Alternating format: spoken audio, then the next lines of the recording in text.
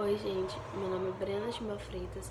Eu faço o segundo ano de administração da Escola Francisca Maura Martins e hoje eu vou falar um pouco sobre a termodinâmica. E vamos conhecer primeiro a tradução dessa palavra.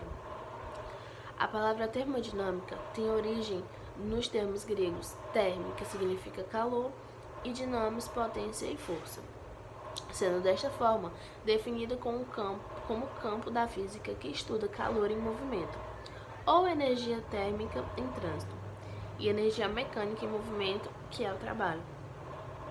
Ela trata dos fenômenos que envolvem os conceitos de calor e temperatura, faz também o estudo das trocas de calor e de trabalho entre um sistema e o seu meio externo, das relações entre as trocas e as propriedades do sistema.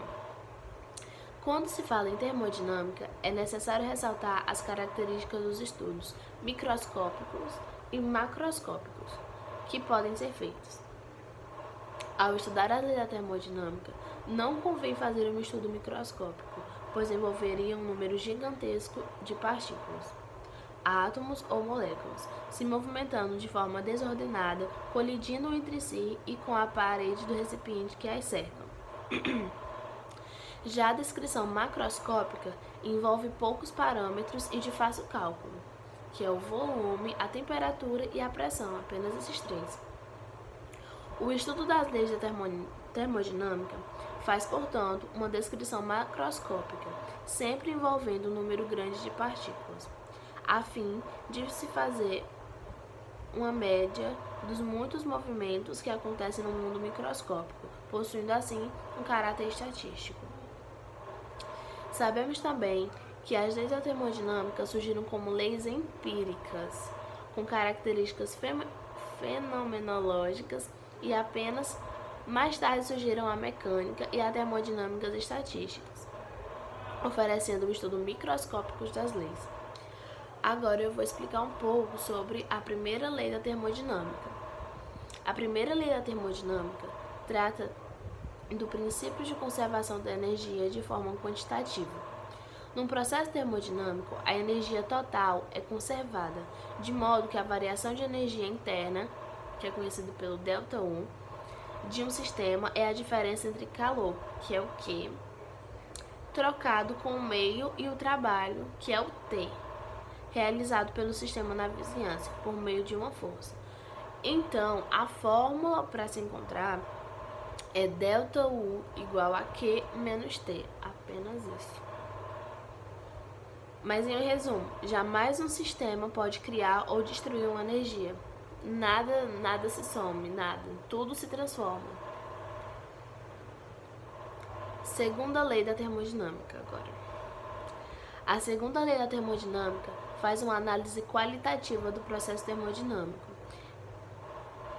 Ela tem dois enunciados, o de Clausius, concluindo que é impossível um sistema que apenas transfira calor de uma fonte fria para uma fonte quente, ou só é possível o calor ir de uma fonte fria para uma fonte quente, fornecendo energia ao sistema.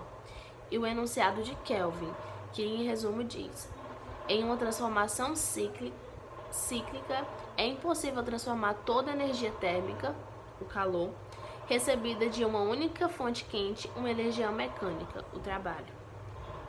Ou seja, o calor jamais fluirá de um corpo frio para um corpo quente, a não ser que haja trabalho, e nem todo o calor será transformado em trabalho, uma parte é perdida, em uma máquina térmica funcionada em ciclos. Ou seja, quando se existe a troca de calor, nunca é do mais frio para o mais quente, sempre a pessoa que está com mais calor vai passar para a pessoa que está com menos. Ainda define-se a segunda lei, constatando-se que a entropia só pode mudar em uma única direção. A entropia ela é uma propriedade do universo em que se mede o nível de irreversibilidade, desorganização, de um sistema. Quanto maior a entropia, maior é a irreversibilidade. No zero absoluto, não haveria desorganização. A segunda lei comprova que a entropia do universo sempre aumenta e que nunca o zero absoluto ele pode ser atingido. Terceira lei da termodinâmica. A terceira lei da termodinâmica define que em uma escala absoluta de temperatura, cujo mínimo é zero absoluto, no mínimo desta escala, a entropia de todas as substâncias é a mesma. Lei zero da termodinâmica. A lei zero da termodinâmica foi introduzida posteriormente às primeiras leis. Isto ocorreu devido a ela ser concluída depois das primeiras leis, mas por ser fundamental para estas. Foi chamada de lei zero, a fim de vir antes das demais, ou seja, ela era para vir antes das demais.